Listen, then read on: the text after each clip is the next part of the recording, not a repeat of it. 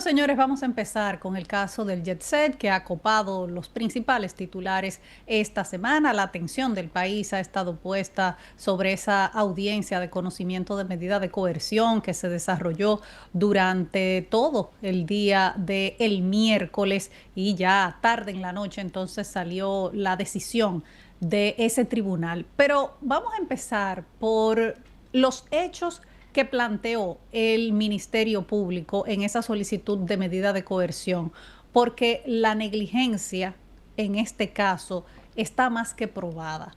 Una negligencia que produjo 234 muertos y 180 heridos.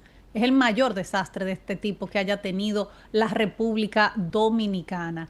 Y lo que está planteando el Ministerio Público es que esto no fue un accidente, que no fue fruto del azar, sino de una irresponsabilidad de medidas que debieron tomarse, que fueron advertidas y que no se tomaron.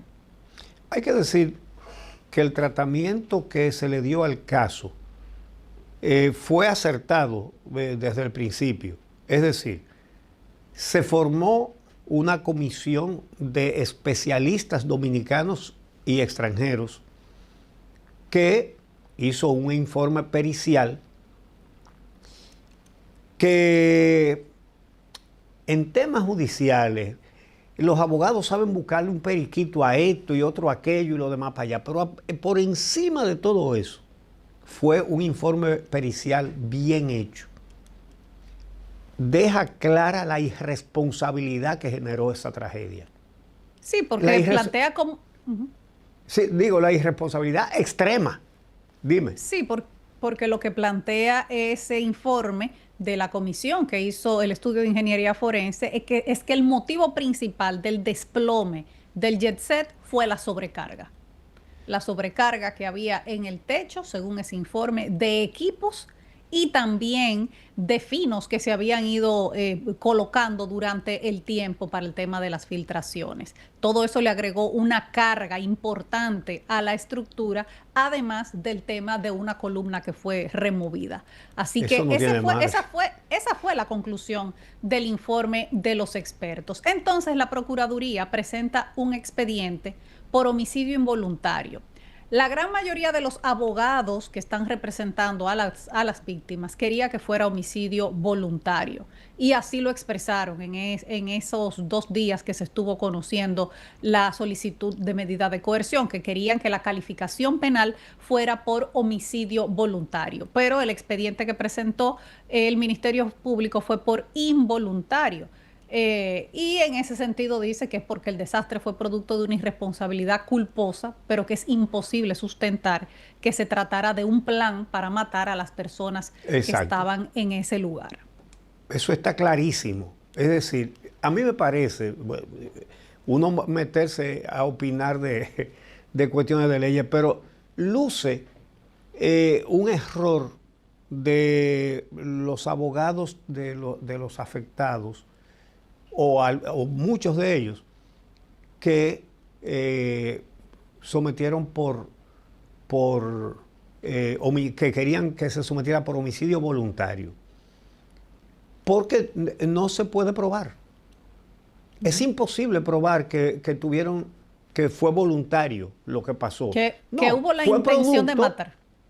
Claro, que hubo la intención de matar a fulano, a mengano, a sultano, a perencejo. Imposible. Es decir, fue una irresponsabilidad culposa. Sí, pero hay un debate jurídico sobre eso, porque te estoy diciendo, la mayoría de los abogados de los familiares de las víctimas que están sometiendo en la justicia a los dueños del Jet Set quieren que la calificación jurídica sea homicidio voluntario. Y en algunos casos he visto que lo comparan, por ejemplo, cuando alguien hace un tiro al aire y ese disparo mata a otra persona, si se puede considerar que eso fue involuntario, o cuando alguien va manejando bajo los efectos de las drogas y el alcohol y atropella a una persona y la mata, si se puede considerar eso como involuntario. Entonces hay todo un debate sobre esto en este momento. Y bueno, después de una audiencia maratónica el miércoles pasadas las 10 de la noche, entonces el tribunal decidió que no se iba a conceder la prisión preventiva, que era lo que se había solicitado en el caso de Antonio Espaillat, porque el Ministerio Público había pedido prisión preventiva para él de 18 meses y había pedido prisión domiciliaria para su hermana Maribel Espaillat. Sin embargo, lo que el tribunal decidió fue imponerles impedimento de salida, una garantía económica. Y pues esas son las medidas para garantizar que estén presentes en el proceso. Eso también provocó la indignación de los familiares de las víctimas, de los abogados cuando salieron de esa audiencia. El mismo Ministerio Público anunció inmediatamente que iban a apelar la decisión. Así lo dijo, por ejemplo, el magistrado Wilson Camacho. Vamos a escuchar cómo lo dijo Wilson Camacho. La intimidación del testigo es un hecho. Eso también está corroborado en el proceso y es un elemento que permite verificar el peligro procesal de los imputados y es razón, sumado al anterior, para que el tribunal imponga prisión preventiva a Antonio Espaillat y prisión domiciliaria a Maribel Espaillat. Sin embargo, los abogados dicen que fue muy débil porque tiene arraigo. que esa investigación es muy benevolente y se inclinamos hacia el imputado.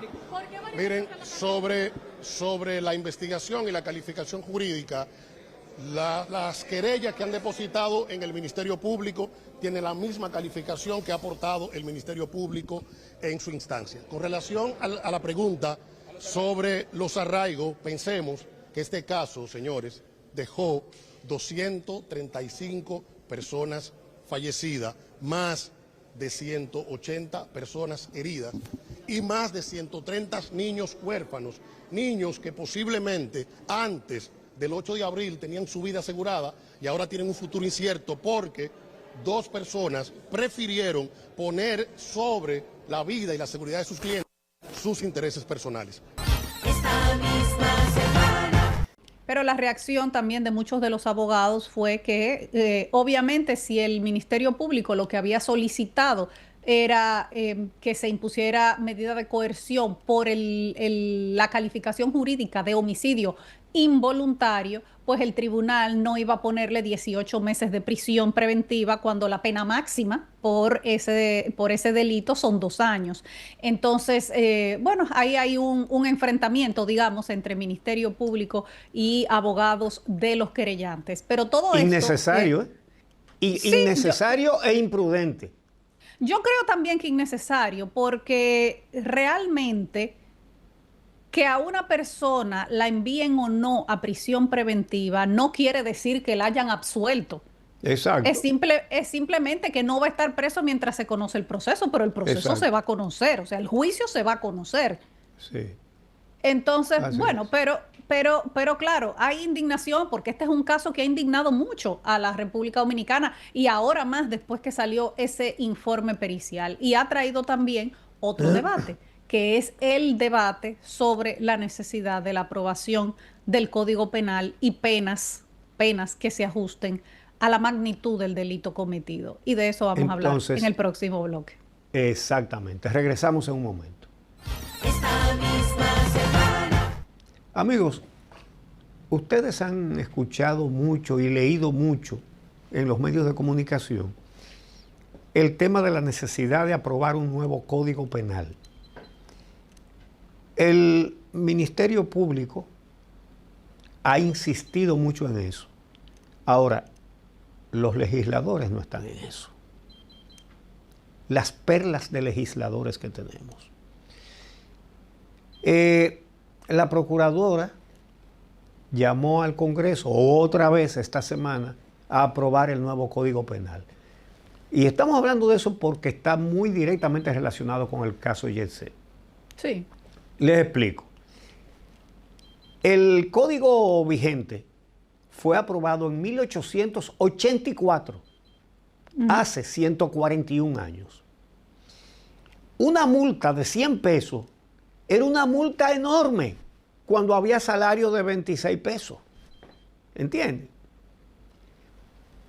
Pero sigue habiendo multa de 100 pesos. Entonces, la procuradora Jenny Berenice Reynoso advirtió que ese Código Penal está desactualizado con penas que constituyen sanciones mínimas en comparación con el daño causado por el delito. No, incluso hay delitos que ni siquiera están ponderados porque obviamente hace siglo y medio esos delitos no existían. Todo lo relacionado con ciberdelitos, por ejemplo, no están ponderados en el Código Penal por eso mismo. ¿Cómo se iba a imaginar el legislador? Además que eso está inspirado en el Código francés. Los franceses en el 1800 y pico, que iban a existir las estafas piramidales a través de internet, el phishing y todo eso. Entonces, claro, hay que actualizar el Código Penal, eso es una necesidad indiscutible, que además tiene más de 20 años en el Congreso Nacional, que se somete un proyecto, se está casi aprobando, se cae, que vuelve para atrás, vuelve hacia adelante, y en ese proceso se está ahora otra vez en el Congreso Nacional. Porque los legisladores atienden a muchas cosas menos a lo que tienen que atender. Entonces, ese antiguo código no contempla el cúmulo de penas. Es decir, oigan esto, viene un tipo y mata a uno en una esquina a tiro y sigue por ahí y asalta una banca de apuestas o asalta un banco y continúa y entonces le cae a batazo a una gente. Después va y se roba algo en otro sitio. ¿Ustedes sabían que no pueden condenarlo por los 4 delitos? Solo pueden condenarlo por uno. El que tenga la pena más alta. El que significa la pena más alta. No existe el cúmulo de pena, lo cual convierte al Código Penal en una herramienta que protege al criminal, lo protege, porque si comete 4 crímenes, solamente lo pueden juzgar por uno y hay 3 que le salen gratis.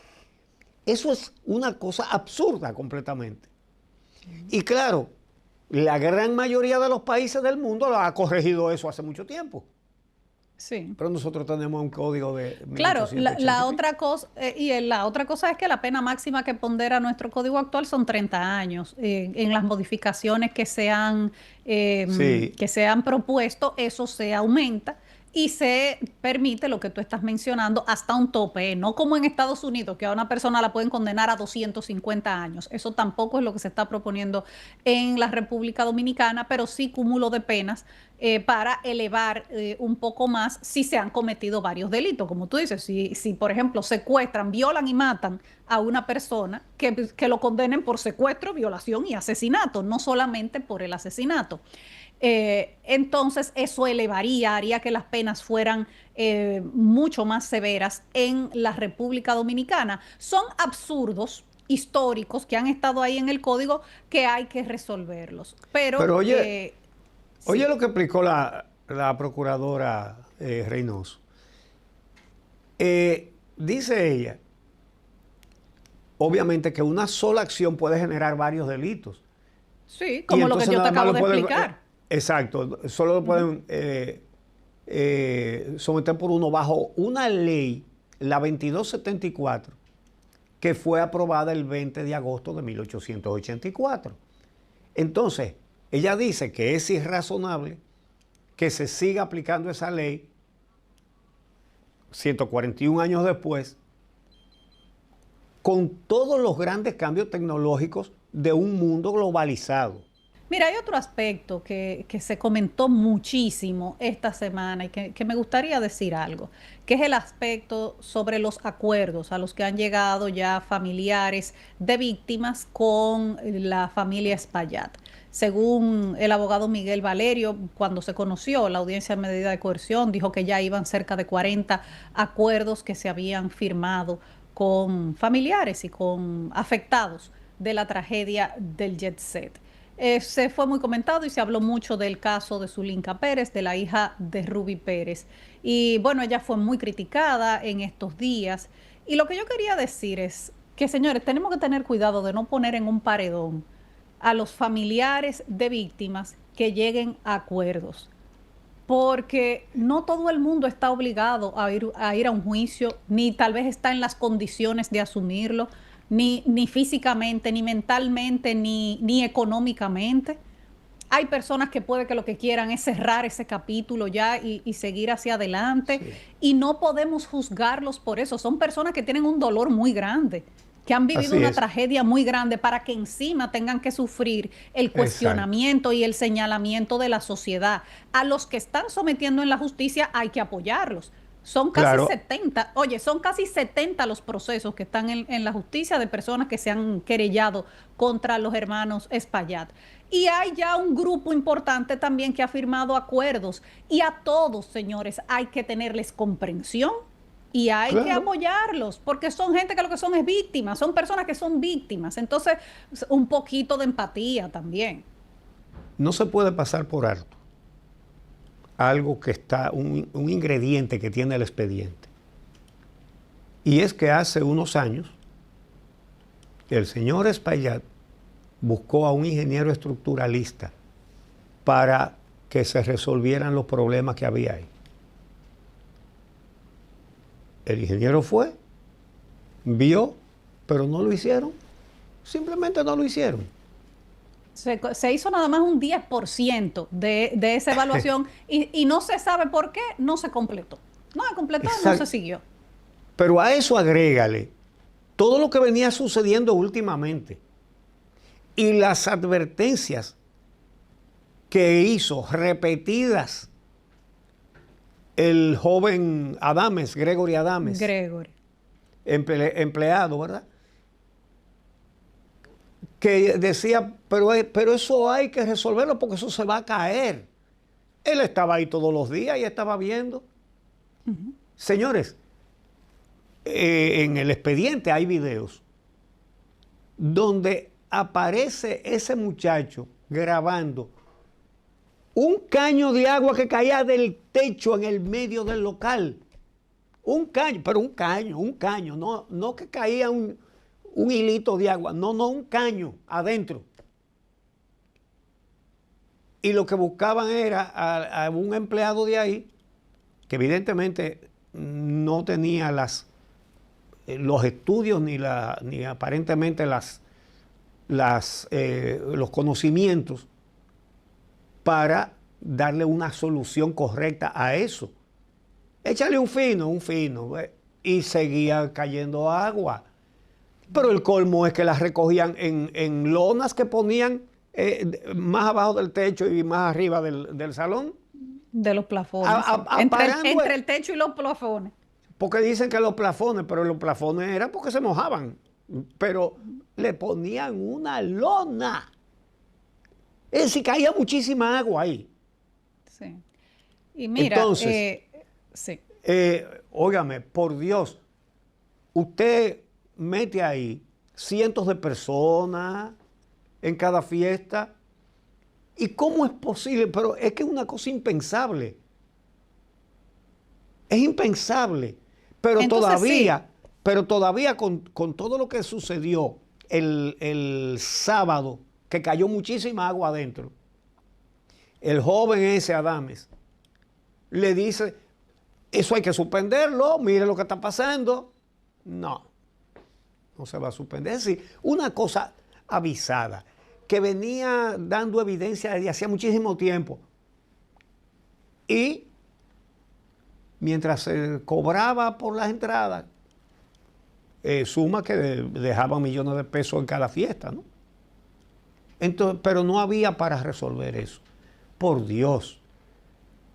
El informe técnico, ya yo ni recuerdo la cantidad de toneladas que le habían puesto al techo.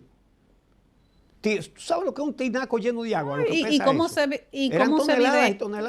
se evidencia que con el paso de los años se fueron agregando y agregando y agregando? Están hasta las imágenes incluidas Sí.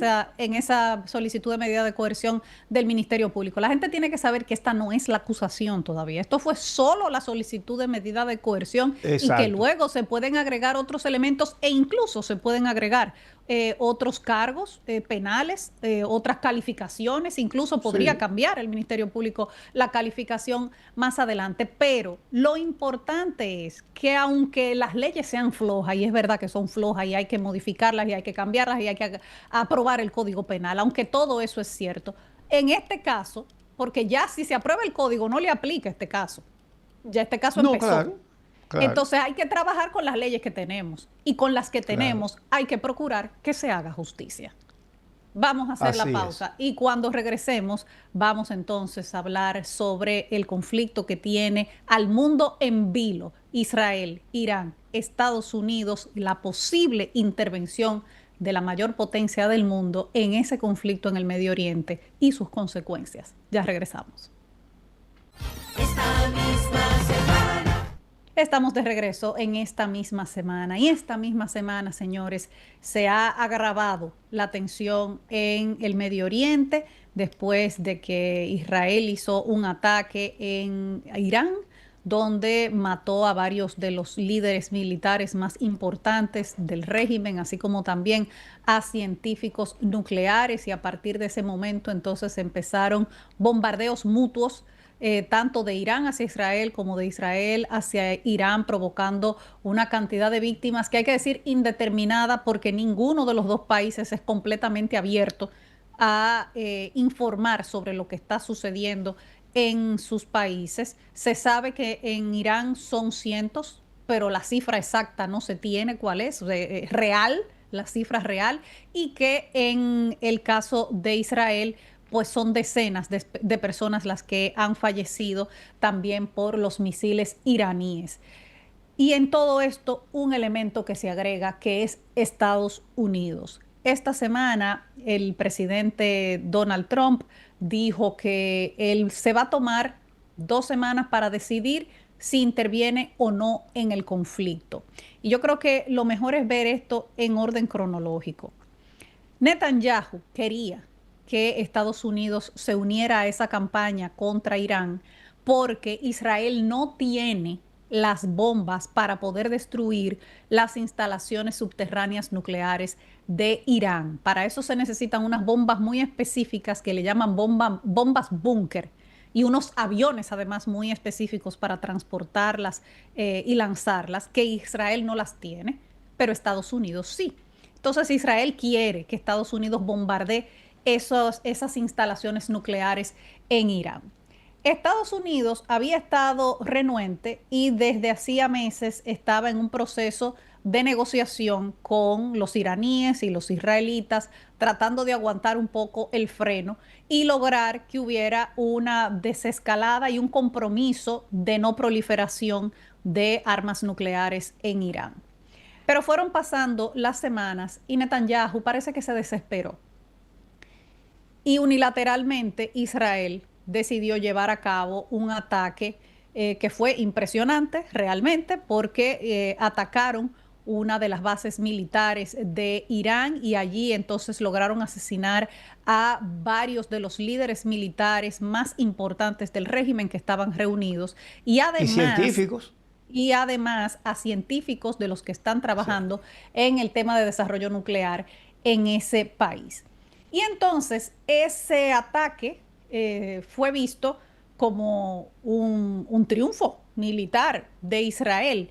Y ahí parece que Donald Trump decidió que él necesitaba también un poco de crédito por ese gran ataque. Algo parecido también a lo que había hecho Ucrania hace semanas en Rusia, cuando hizo un ataque con drones espectacular que le aniquiló varios de los aviones que se utilizan para bombardear en Ucrania, una operación encubierta. Esta también fue una operación encubierta de Israel. También utilizaron drones que fueron llevados de manera clandestina a Irán para ejecutar esos ataques. Pero claro, Irán respondió y empezó a bombardear también a Israel, que aunque tiene la protección de los Estados Unidos y del famoso Iron Dome, de la cúpula de hierro, pues algunos de esos misiles caen, porque la cúpula no los para todos. Claro, de 40 misiles que le lanzan, caen 3, pero caen 3. Y esos Sí. tres provocan daños. Y esto ha sido todos los días. O sea, los bombardeos no han parado de un lado y del otro. Y Así Estados es, mira, Unidos, ujú, Donald Trump eh, dice que él va a seguir siendo presidente después que se cumplan estos 4 años, ¿verdad? Así como dice que se va a anexar Canadá, que se va a anexar Groenlandia, que el canal de Panamá y todo, él lo dice. Entonces, resulta que ese discurso puede ser compatible con la idea de involucrarse en ese conflicto para participar en esa guerra. Una guerra puede ser ideal para alegar que no se puede cambiar de caballo cuando se está cruzando el río. ¿Entiendes? Es decir, que puede ser un argumento para pretender romper la Constitución de los Estados Unidos para quedarse ahí. mira, sin embargo, ha caído muy mal y ha provocado una grieta dentro del mismo movimiento MAGA, del Make America Great Sí. Again, porque ese movimiento ha estado opuesto a que Estados Unidos se involucre en guerras de otros países que le cuestan miles de millones de dólares a los contribuyentes americanos. Y se habían concentrado mucho en cómo eso ha afectado el apoyo que le ha dado Estados Unidos a Ucrania, que para los MAGA eso era botar el dinero, estarle dando tanto dinero a Ucrania. Entonces, ¿cuánto le va a costar a Estados Unidos apoyar a Israel en esta campaña? Y lo otro es que todavía Estados Unidos tiene fresco el desastre que fue Irak, el desastre que fue Afganistán. Ustedes recuerdan que iban a buscar las armas de destrucción masiva que nunca aparecieron. Que se Y le que inventaron Estados- ellos. y que Estados Unidos, bueno, murió muchísima gente, no solamente en Irak, sino también soldados americanos y de los aliados que fueron Sí. allí. Se gastaron un dineral del presupuesto en esa guerra y al final no encontraron nada. Las armas nunca aparecieron. Una Ellos campaña sabían. que, una Ellos sabían campaña que no duró, existían. que duró años. En Afganistán eso terminó siendo una vergüenza, o sea, los gringos tuvieron que salir corriendo con la gente casi Con- que colgaba de los con aviones la y de los sábana por un helicópteros. canto. Sí, exactamente. Entonces, que Estados Unidos se haya involucrado en esos problemas en el Medio Oriente en las últimas décadas es algo que le ha salido extremadamente caro al pueblo norteamericano. Entonces, no es popular, no lo es. Sí, no es popular, pero es conveniente para algunos proyectos no muy honestos. Entonces, a principios de semana, el presidente Trump hizo una advertencia al ayatollah Khamenei, que la verdad fue sorpresivo. Él escribió en su cuenta de redes sociales que sabía dónde estaba escondido el líder Sí. supremo de Irán y que no lo iban a salir a buscar para matarlo, literalmente lo escribió, por ahora. Por ahora. Y luego Sí. puso otro mensaje diciendo rendición incondicional, que eso es lo que él quiere, la rendición incondicional de Irán. Y entonces salió en una aparición televisada el ayatollah Khamenei a decir que Irán no se rinde, que las declaraciones de Trump son inaceptables y que si Estados Unidos interviene en el conflicto, sufrirán un daño irreparable. Hay que decir además, señores, que Irán no es Palestina, Irán no es Gaza. Irán es un país muchísimo más grande, con una población muchísimo mayor y con un poderío militar mucho mayor también. Por eso Israel quiere que Estados Unidos se meta junto con ellos, porque a Israel solo le va a dar trabajo con todo y el poderío militar que tiene Israel. Así es.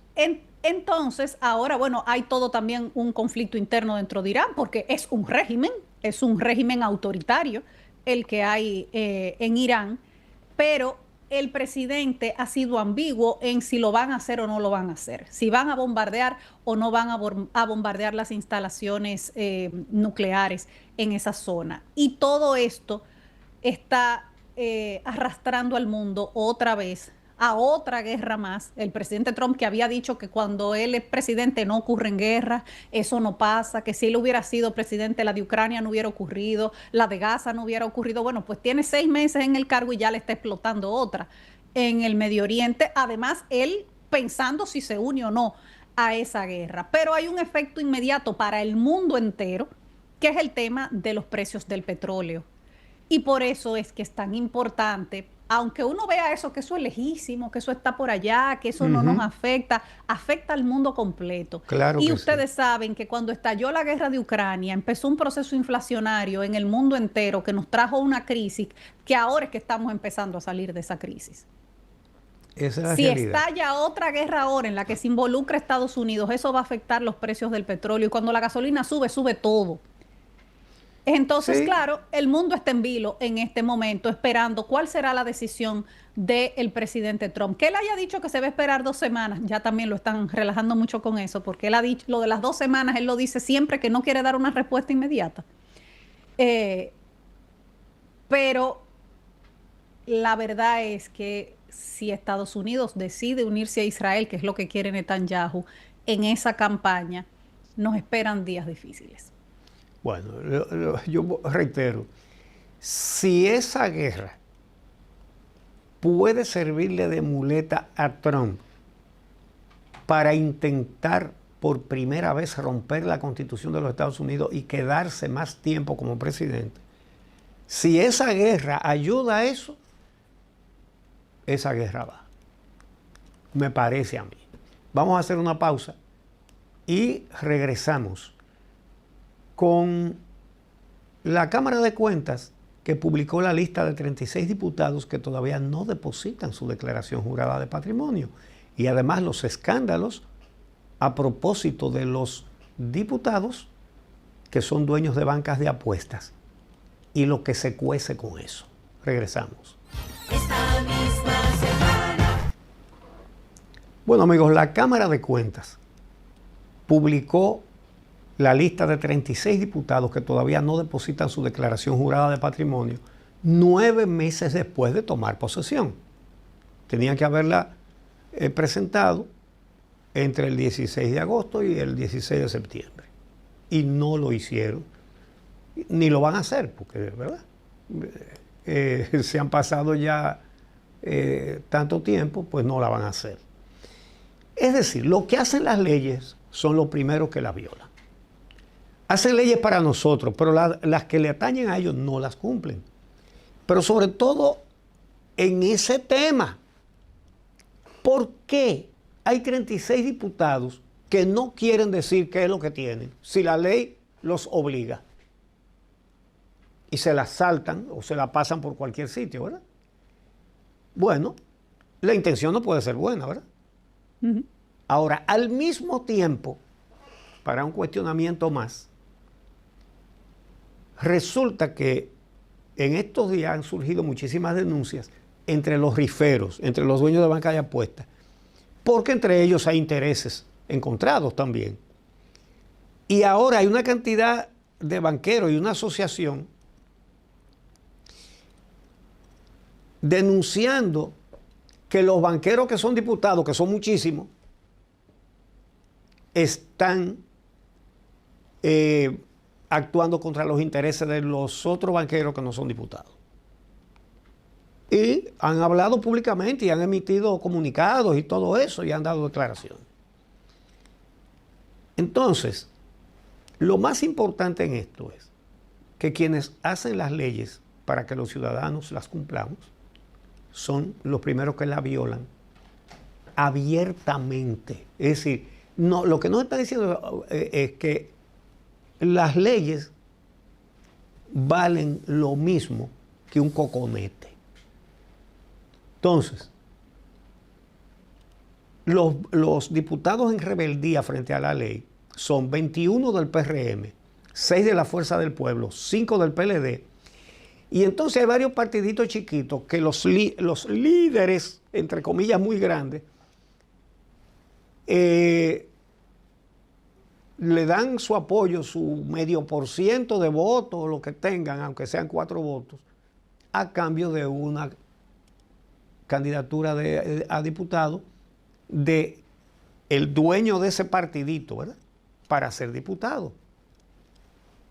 Nada despreciable, ¿verdad? Unos sueldazos. Si está en 2 periodos, le toca pensión de por vida por el 90% del sueldazo que ellos mismos se pusieron. Es una cosa que aquí hay que destruir eso, ¿eh? Todo eso hay que acabarlo. Entonces, el presidente de la Cámara de Diputados, a propósito de estos que no presentan su declaración jurada de patrimonio, Alfredo Pacheco les advirtió que el reglamento del hemiciclo prohíbe pagarle sus salarios. Yo me imagino que se rieron a carcajadas, porque esa misma amenaza la han hecho en todos los periodos y nunca la han aplicado. Entonces, la bancada más poderosa no es la del PRM, es la bancada de las bancas, la bancada de los banqueros, que los mal llamados banqueros, porque banqueros son los de los bancos, los de la banca son riferos, ¿verdad? Entonces, esa poderosa bancada de las bancas, ¿qué ha logrado? Bueno, para los votantes nada, para los ciudadanos nada, ahora para ellos mismos. Los juegos de azar pagan menos impuestos que todos los demás negocios que existen en la sociedad dominicana, ¿verdad? Entonces, claro, ¿qué hacen esos diputados que supuestamente representan al pueblo? Todos los años aprueban un presupuesto y ponen a los pobres a pagar, señores, las 2/3 partes de las recaudaciones del Estado. Es decir, que los pobres pagan muchísimo más que los ricos. Sobre todo sin darse cuenta, lo hemos explicado muchas veces aquí. Porque se lo cobran cuando compra algo. Una botellita de aceite, unos tenis, un sombrero, lo que sea. Todo lo que compra tiene ITEVIS. Y por esa vía, los pobres pagan las 2/3 partes de los ingresos que tiene el Estado por impuestos. Mucho más que los ricos. Entonces, si al mismo tiempo esa gente hace lo que está haciendo, que no declara su patrimonio, ¿qué hacen ahí? Entonces, los culpables al final son los dirigentes de los partidos, encabezados por el PRM, que tiene más diputados y tiene más riferos en la Cámara de Diputados. En segundo lugar, la Fuerza del Pueblo, y en tercer lugar el PLD. Entonces, la única manera es que los ciudadanos veamos, antes de poner en una boleta un diputado que nos va a empeorar la vida con los impuestos y que se van a servir con la cuchara grande. Mira, antes de terminar el programa de hoy, comentar también otro de los temas importantes de esta semana, que fue el anuncio del plan vial del RD Se Mueve, con una serie de medidas para intentar agilizar el tránsito en la ciudad de Santo Domingo. La mayoría de las medidas van a empezar la próxima semana o a partir del 1 de julio. Por eso no queremos criticarlo antes de que empiece. Primero vamos a verlo en funcionamiento, ese proyecto, pero propone muchas cosas, como por ejemplo prohibir el giro a la izquierda en varias de las calles principales de la ciudad de Santo Domingo, parquearse en la calle en varios sectores también importantes. Ahí va a haber control de parqueo en Naco, en Piantini, en varios sectores principales de la ciudad de Santo Domingo, en El Millón, en la urbanización Fernández, en el Evaristo Morales, También va a haber el tema del trabajo escalonado, de los horarios, que ya el sector público lo va a asumir en los próximos días. Eso se va a coordinar con el Ministerio de Administración Pública y va a empezar en las próximas semanas. O sea, un grupo que va a trabajar de 7 de la mañana a 3 de la tarde, otro grupo de 7:30 de la mañana a 3:30 de la tarde, y también otros turnos que serían de 7 a 2 y de 2 a 9 de la noche, para que no salga todo, para que no entre a trabajar todo el mundo a las 8 de la mañana y todo el mundo salga